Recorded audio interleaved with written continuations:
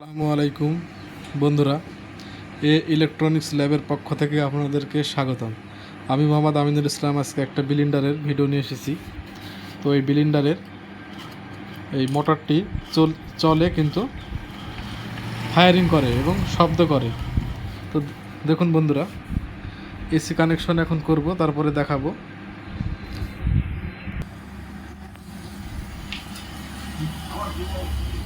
তো দেখুন বন্ধুরা, এসি কানেকশনটি করে দিলাম, এটি ঘুরতেছে।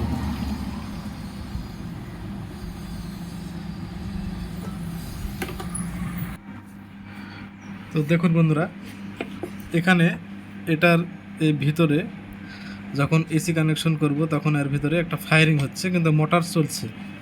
দেখুন ফায়ারিংটা, এখানে ফায়ারিং হচ্ছে।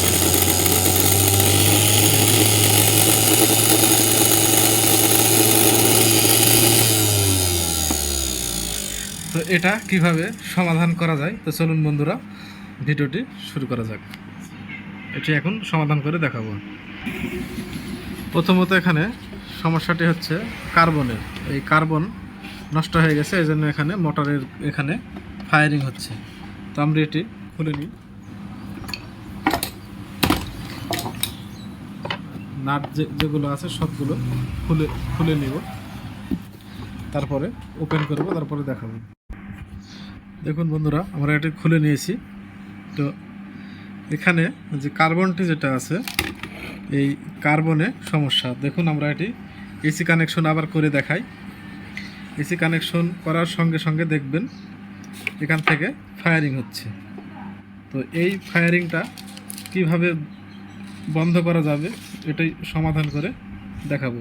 দেখুন বন্ধুরা, ফায়ারিংটা এসি কানেকশন করলাম, দেখুন এখানে ফায়ারিং হচ্ছে।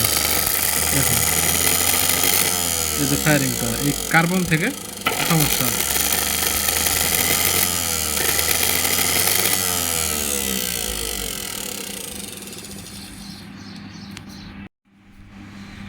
তো দেখুন বন্ধুরা, এখানে